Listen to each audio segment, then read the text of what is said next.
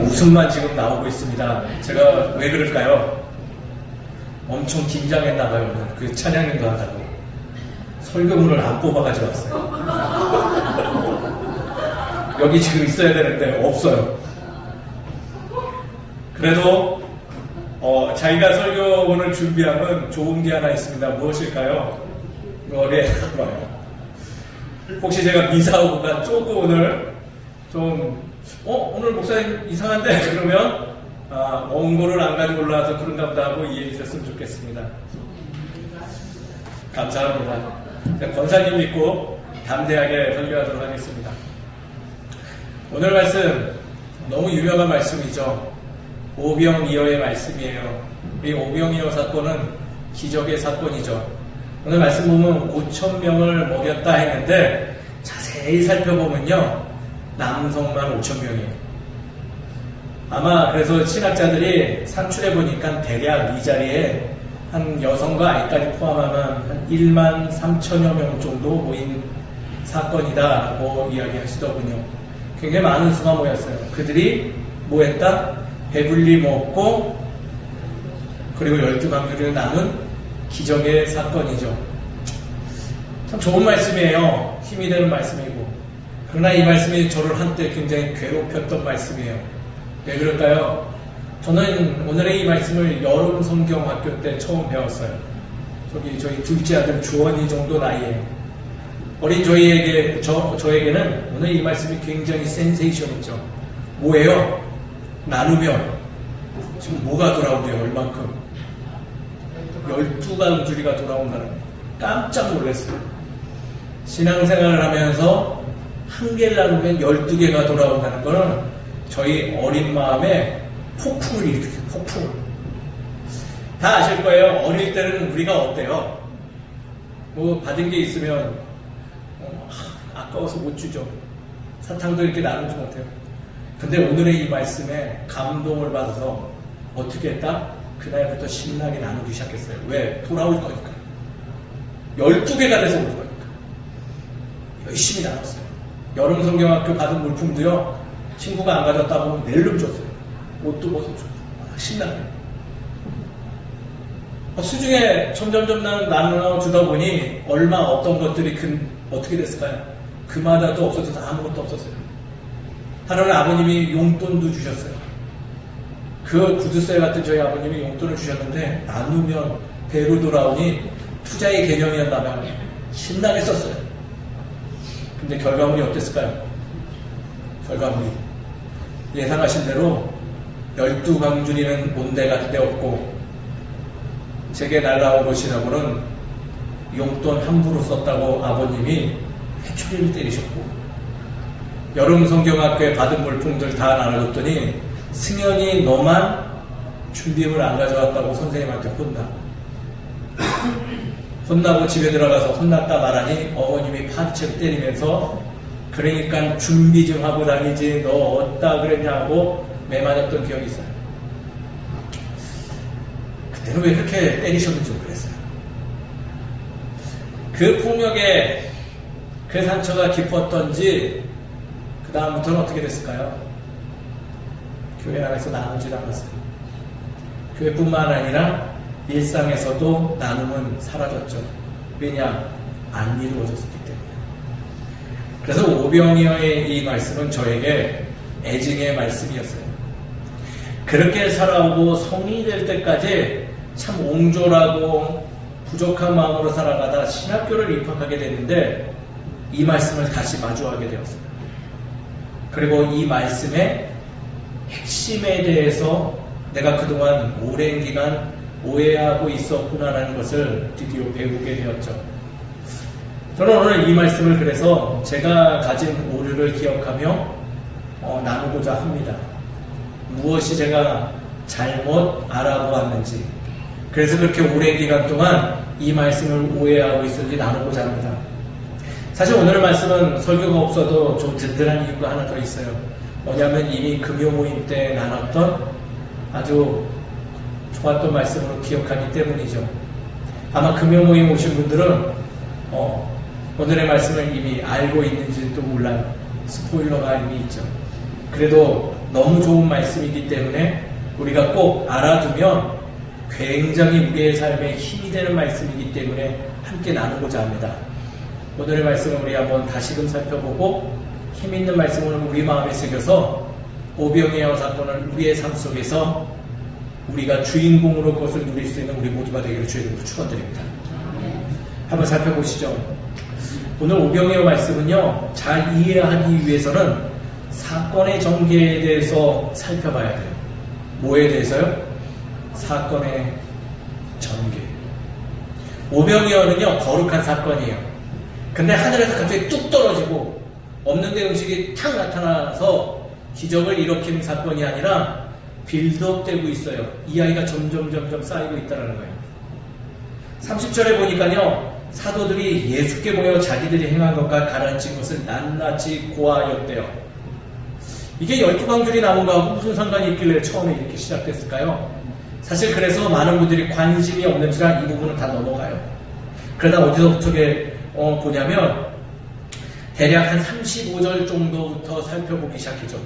그래서 30절에서 34절이 무관한 말씀이다 생각하고요. 또 이것을 신학적으로 뭐라고 하냐면 사이구절이다라고 말해요. 사건과 사건을 잇는 그 과정을 설명하는 구절을 뭐라고 한다? 사이구절이라 부르는 거예요. 바로 30절에서 34절이 그런데 이 오병이어 말씀을 이해하는데 굉장히 큰 힘을 주는 말씀이에요. 첫 번째로 한번 우리 살펴보시죠. 사도들이 지금 어디를 갔다 돌아왔어요. 그리고 그들의 말을 들어보니 자신들이 행한 것과 가르친 것을 낱낱이 고하였다라고 보니 아무래도 앞에 말씀을 찾아보아야 할 것 같아요. 그래서 찾아보았더니 무슨 일이 있었냐? 예수님이 그들을 복음을 전하는 일을 보냈대요. 그리고 무언가 결과물이 생겼나 봐요. 그럼 어때요? 기분이 좋아요. 제가 요즘 길거리에 나가서 전도해 보니까요, 교회 간다고, 가는지 안 가는지 모르겠는데 가보겠습니다 라는 말만 들어도요, 되게 기분 좋아요. 그거 같아요. 그래서 그들이 행한 거를 지금 막 예수님 보자마자 막 전하려고 하죠. 예수님, 제가 이렇게 증거했더니 이런 일이 있었고요, 이 사람한테 이렇게 했더니 이런 일이 있어요 라고 말을 하는데 좀 이상한 모습이 왜요? 예수님이 평소 같으면 야, 수고했다, 잘했다, 아우 너 베드로 훌륭하구나 라고 얘기해줘야 되는데 오늘 말씀을 보니 갑자기 그 말씀을 듣지 않는 것 같아요. 바로 그 다음 구절에 뭐라고요? 너희는 따로 한적한 곳에 가서 잠깐 쉬면 좋겠다라고 권면을 한다는 거예요. 예수님은 왜 그랬을까요? 그냥 제자가 갑자기 꼴보기 싫었을까요? 제자가 좀 교만한 것 같아서 좀 버릇 좀 고치려고 그랬을까요? 아니에요. 바로 앞에 내용을 보면요, 무슨 사건이 일어났냐면 세례 요한의 죽음 사건이 기록되어 있어요. 친척이자 자신에게 세례를 준 세례 요한의 죽음은요, 적지 않은 아픔을 주었죠. 깜짝 놀랄 일이 벌어진 거예요. 일상에서 참으로 가까운 이가, 참으로 영향력 있는 이가 내 삶에서 갑작스럽게 이별한 사건이죠. 예수님은 지금 그걸 느끼고 있어요. 먹먹한 가슴으로. 그래서 기쁨을 주체 못해서 이야기하려고 하는 제자들을 향해서 지금 이야기하고 있는 거예요. 얘들아, 한적한 곳에서 먼저 너희들의 마음을 좀 다스려보면 어떠니? 사실 나 조금 마음이 아려. 너희들 그거는 안 보이니? 라고 말씀하시는 거예요. 오병이어 사건은요, 여기서부터 출발해요. 그리고 그들을 가라 한 이유가 한 가지 더 있었죠. 그곳은요, 너무 시끄러운 자리였어요. 음식을 모아지 못할 정도로, 먹지 못할 정도로. 그곳에서 복음의 이야기를 나누는 것도 어렵고 예수님의 마음을 살피면서 그 마음을 나누기도 어려운 장소였기 때문에 예수님은 겸사겸사 그들에게 권면한 거예요. 우리 아무도 없는 이로 한적한 곳으로 가자. 더 명확하게 말하면 내가 세례받고 나갔던 그 빈들 광야로 가자라고 얘기하십니다. 아무것도 없는 것. 그러지만은 하나님의 것을 채울 수 있는 그 자리로 나아가자라는 얘기를 하고 있다는 거죠. 그리고 예수님과 제자들은 배를 타고 갔어요. 그 먼 곳으로 이동하기 위해서. 그렇지만 먼 곳이라고 해서 엄청 먼 곳 아니에요. 이 고울에서 베세다 지역을 가는데, 베세다 지역은 지금 예수님이 계신 곳에서 그렇게 멀지 않는 곳, 해안가로 배로 좀 이동을 하면 수월하게 갈 수 있는 곳이죠. 그래서 배를 타고 가신 거예요. 이동하는데 해안가를 따라가는지라 그 작은 배에 있었던 예수님과 제자들을 누구든지 해안가 근방에서 볼 수 있었죠. 아니나 다를까 해안가를 따라 쭉 길을 가고 있었는데 각 고을에서 사람들이 예수님을 보고 제자들을 보고 따라오기 시작했어요. 왜 그랬을까요? 그들이 세례 요한이라는 정신적인 리더를 잃어버려서 허망했거든요. 이제 누구를 따라야 될까 두려웠거든요. 이 각박하고 어두운 세상에 이제는 누구를 따라가면 올바를까 하고 있을 때 예수님과 그 제자들 한 번쯤 어렴풋이 들었는데 죽은 자도 살렸고 가난한 혼인차 한 채에서 물을 포도주로 바꿨다라는, 내가 잘 알지는 못하지만 내가 그에 대해서 본 적은 없지만 그렇다 하니 엉겁결에 쫓아온 사람들, 저 사람 예수 아니야 하고 그냥 정처 없이 쫓아온 사람들, 그들이 모인 숫자가 남성만 몇 명? 5,000명이었더라고요. 빈들로 가려고 했는데, 아무도 없는 이로 가려고 했는데 이미 말씀을 보니 그들이 지금 정처 없고 리더를 잃어버린 이들이 모여서 먼저 기다리고 있었던 사건인 거예요. 내가 계획한 대로 무언가 잘 안 되면 우리는 어때요? 내가 좀 쉬려고 할 때 막 주변에서 부산하면 어때요? 제가 주일, 그러니까 오늘이죠. 이렇게 일요일날 예배를 드리고 집에 들어가면요, 위기의 순간이 맞이해요. 예배 인도하고 나면 좀 쉬어야 되거든요. 교회에서 집으로 들어가면요, 철저히 나의 시간을 보장하고자 저희 아내가 들어가 쉬라고 이렇게 해요. 건들지 않아요. 그러나 악마 같은, 아주 그냥 괴수 같은 두 마리가 하면 어디가 누구겠어요? 저 방에 있는 쟤는 두 개는 아빠! 그러면 어때요? 그 순간 이게 안 나오더라고요. 사랑하는 우리 아들. 안 돼요. 뭐라고 해요? 육두문자가 나와서 안 가! 예수님도 그럴 여지가 굉장히 높았던 순간이라는 거예요. 그렇지 않을까요? 그러나 오늘 놀라운 사건이 바로 오병이어의 핵심이 기록되어 있어요. 34절이죠. 예수께서 나오사 큰 무리를 보시고 목자 없는 양 같음으로 인하여 불쌍히 여기사라고 기록하고 있어요. 그들은 어떻게 보았다고요? 목자 잃은 양, 저와는 다르게 목자를 잃어버렸어요. 집을 상실한 거죠. 갈 곳을 상실한 이들이 된 거예요.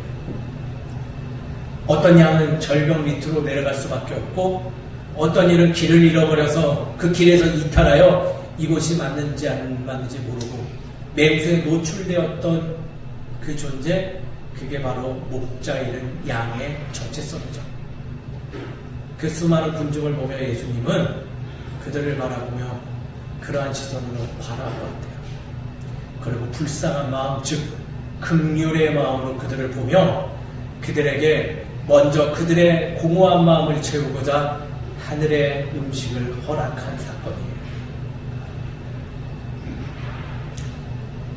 본인의 먹먹한 마음을 뒤로 한 채 제자들과 기쁨을 나눌 것을 잠시 잠깐 미뤄둔 채 그 자리에 앉아있는, 그 자리에 모여있는 목자 잃은 양들을 바라보시며 그들을 앉히고 아침부터 저녁까지 시간 가는 줄을 모르고 그들의 공허한 마음을 끊임없이 전하고 있었던 사건이 바로 오병이어의 첫 번째 사건이라.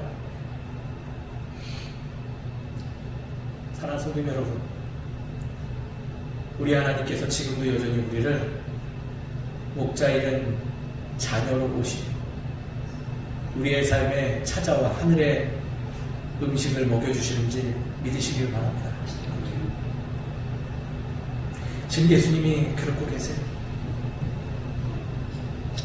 얼마나 아름다운 사건이에요.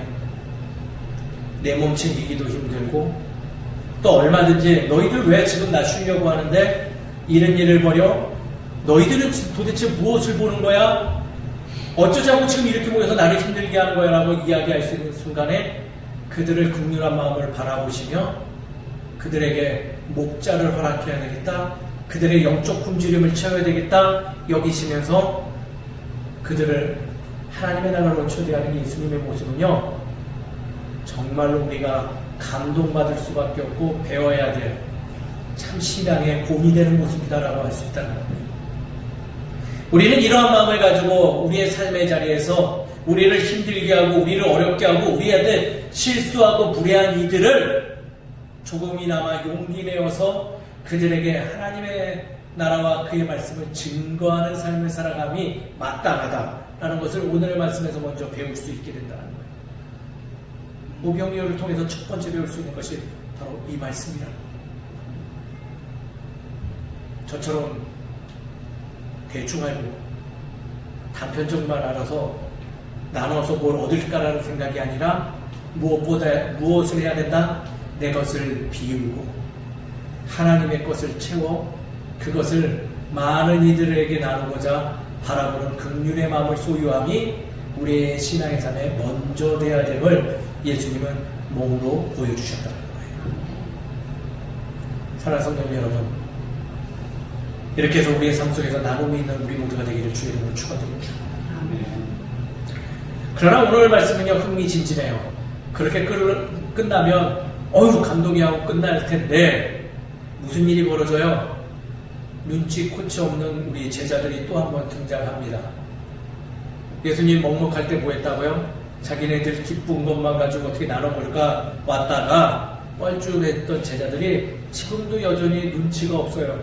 한참 영의 양식을 먹이고 있는 예수님을 향하여서 속된 말로 이런 말 하는 거예요.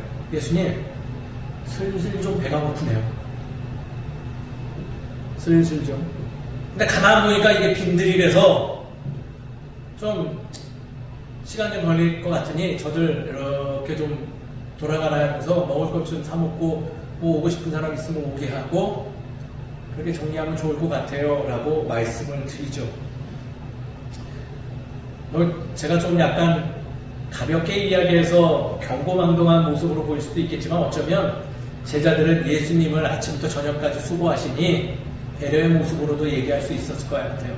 그러나 분명한 하나님의 사역의 사건으로 보면 그들은 여전히 예수님의 마음을 잘 모르고 있는 것 같아요. 그들의 시선은 지금 뭐에 지금 집중되어 있어요? 육체의 굶주림에 머물러 있어요. 그것도 영의 양식을 나누는 자리에 지금 그들이 보는 건 육의 양식의 굶주림만 보고 있다는 거예요. 얼마나 정확하게 보고 있냐면 구체적인 말도 해요. 이 사람들 대략적으로 먹으려면 몇 데나리온이 필요하다고요? 약 200데나리온 정도 필요하대요. 200데나리온. 하루 품삯의 가격 200데나리온 계산해보면요. 그들의 식사비, 하루 식사비에 대해서 산출해보니 지금의 돈으로 약 한 2천여만 원 좀 못돼요. 우리 눈치채셨을까요? 이 정도 계산이 나오면 이들 뭐하고 있었다라는 거예요, 제자들. 예수님이 말씀을 증거하고 있을 때 제자들 뭐 했을까요? 듣지 않고 숫자 세고 있었어요. 합리적인 모습이겠죠. 일해야 되니까. 그러나 그보다 더 중요한 일이 무엇이었을까요? 그들도 사실은 목자 잃은 양이었었어요. 제자들. 말씀을 잘 살펴보니 그 자리에 있는 모든 그룹, 제자를 포함한 예수님을 제외한 모든 이들이 다 목자 잃은 양, 굶주린 양, 길 잃은 양, 제자들 또한 동일하다는 거예요. 그러나 이들의 시선은 잘못된 곳에 집중한 나머지 착각하고 있는 거죠. 말씀은 그래서 우리에게 물어요. 신앙의 삶을 살고 있는데 다시금 묻지만 너희들의 시선은 지금 어디에 집중되어 있느냐? 아니면 때로는 너희들의 그 합리적인 경험과 지식들이 하나님의 놀라운 사건을 방해하는 장애물이 되지는 않느냐라고 말씀은 우리에게 묻고 있다는 거예요. 그러나 우리들에게 예수님은 다시금 기회를 주세요. 얘들아, 너희가 먹을 것을 주라.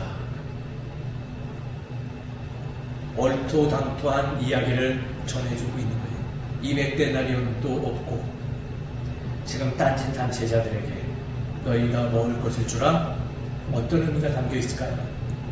이는 바로 나의 거룩한 일에 너희도 참여하면 좋겠다. 그리고 너희를 통해서 내가 축복의 통로를 흘러가게 하겠다. 그것을 기억하고 내게로 돌아오라라는 이야기를 지금 던져주고 있는 거예요. 왜? 그들의 시선이 어디에 있다고요? 육적인 굶주림, 즉 하나님과 하나님의 의와 거리감이 있게 다른 곳으로 가고 있는 그들에게 불러 모으시며 얘들아, 나랑 같이 하자. 나와 같이 이 하늘의 나눔을 이루자. 반드시 너희가 내게 돌아오면 하나님은 반드시 일하실 거야. 믿음 있는 자들아, 내게로 오라. 너희와 함께 이것을, 하늘의 은혜를 내가 나누리라.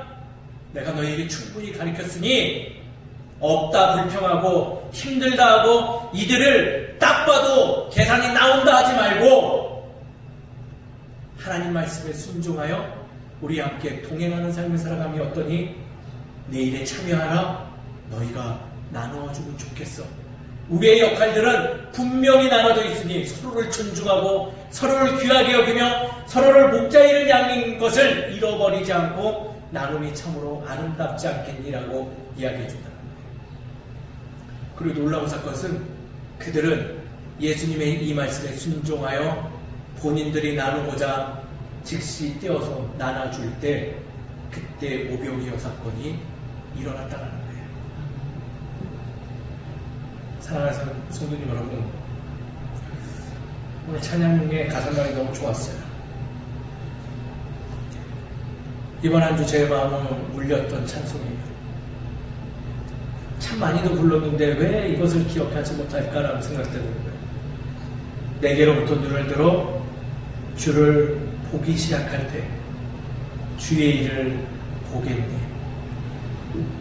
내 작은 마음 돌이키사 하늘의 꿈을 꿈꾸게 하고 주님을 볼 때 모든 시선을 주님께 드렸을 때 살아계신 하나님을 느끼고 전능하신 하나님이 비로소 일하심을 내가 깨닫는다는 이 찬양의 노래.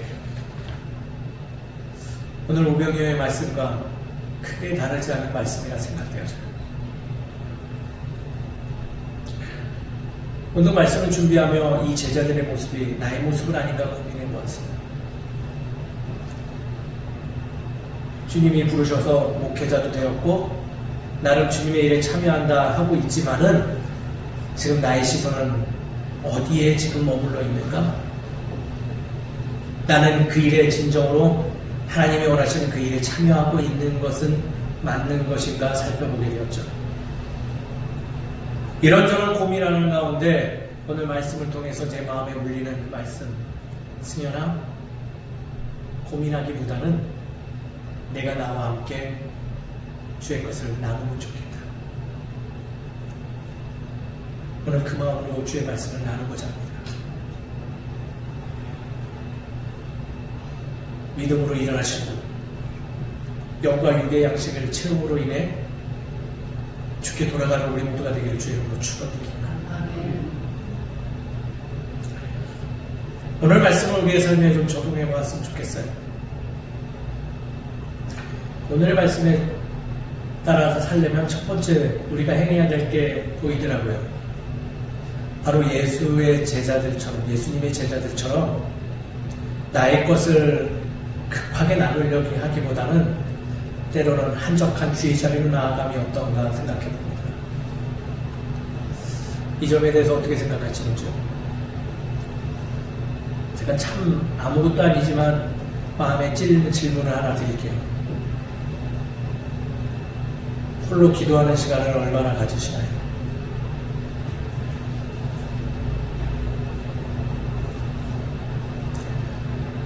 우리의 바쁜 여정의 삶 속에서 한적한 곳을 나아가 주의 것을 채우려고 하는 기도의 시간을 얼마나 가지실까요?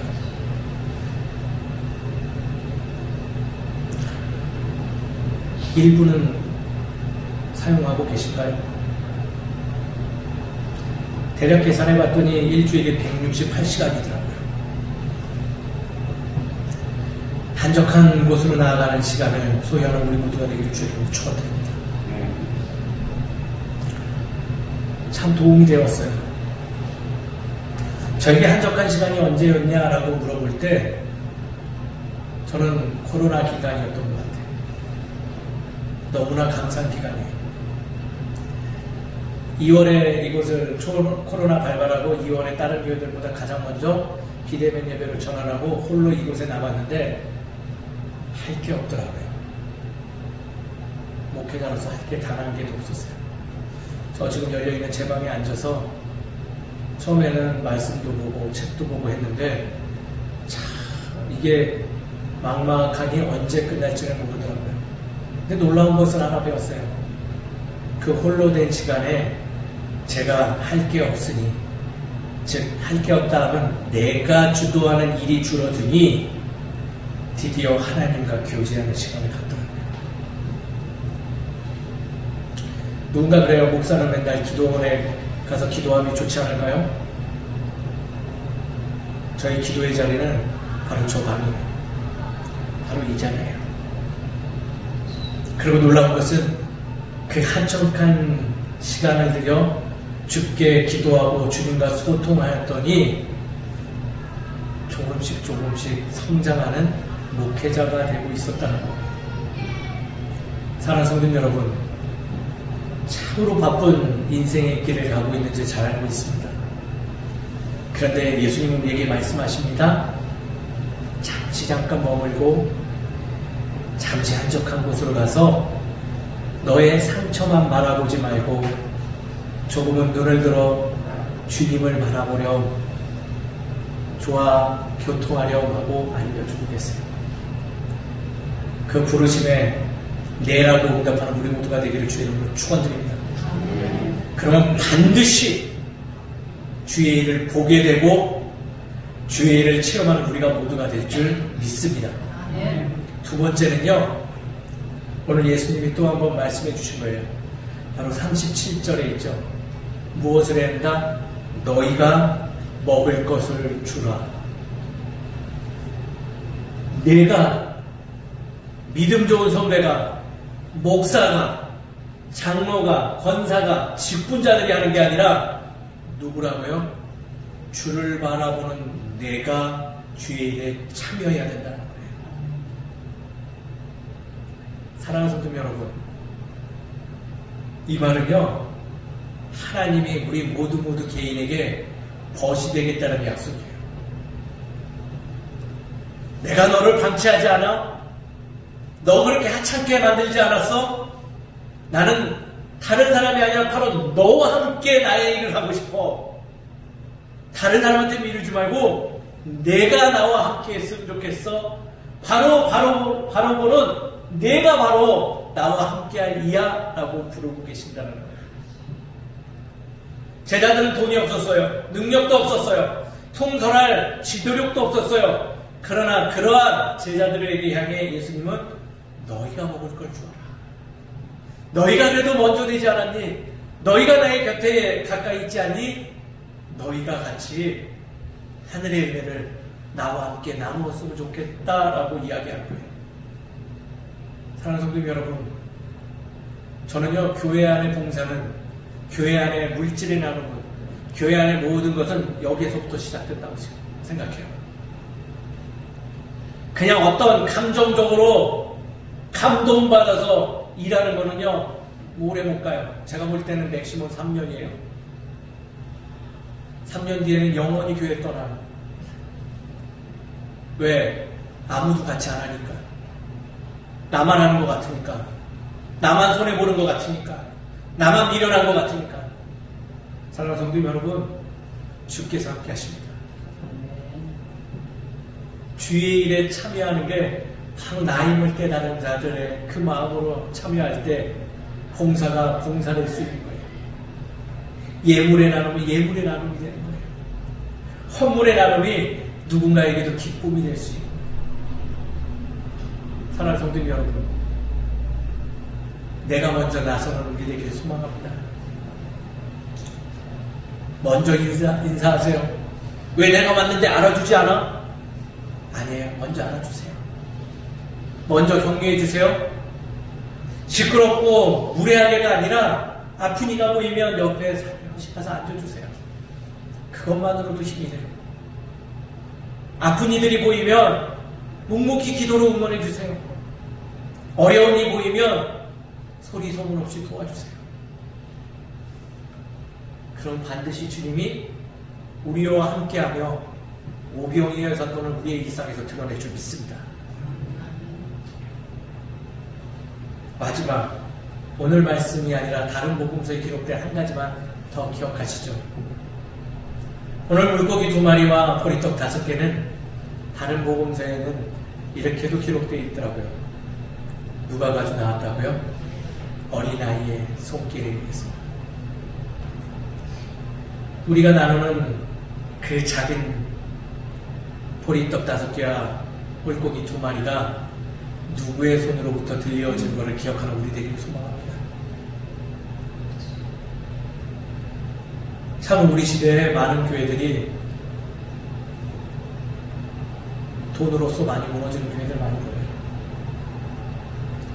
목사가 타락해서요? 아니에요. 성도가 기만해서요? 아니에요.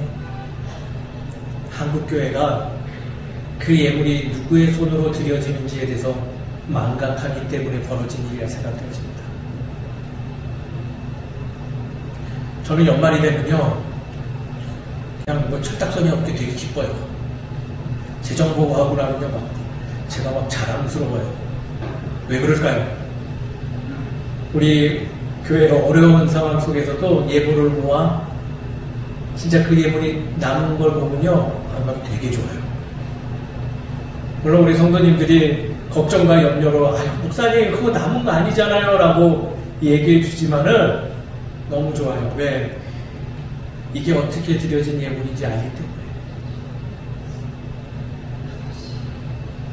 오늘 이 자리를 빌어서 모든 분들에게 격려의 말씀 전하고 싶습니다. 참으로 수고하십니다. 참으로 애쓰시니 감사합니다. 반드시 주님께서 그 손길 위에 은혜 도와줄 줄 믿습니다. 저희 신앙 공동체는요, 그 어린아이의 손에 들려진 그 보리떡 5개와 물고기 2마리를 기억하는 교회 되기를 소망합니다.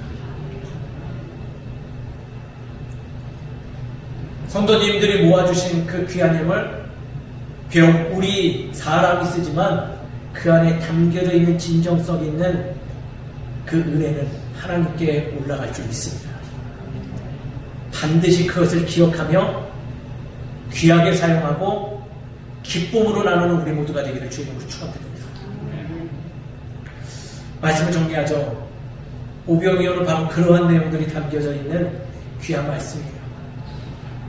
단순히 그것을 축사하고 나누었더니 12광주리가 남은 것이 아니라 그 시작점이 예수님의 국률한 사랑하심에서부터 시작되었고, 그것을 잘 알지는 못하지만 예수님을 믿고 참여한 제자들의 손길로 인해서 벌어진 놀라운 사건이라는 거예요.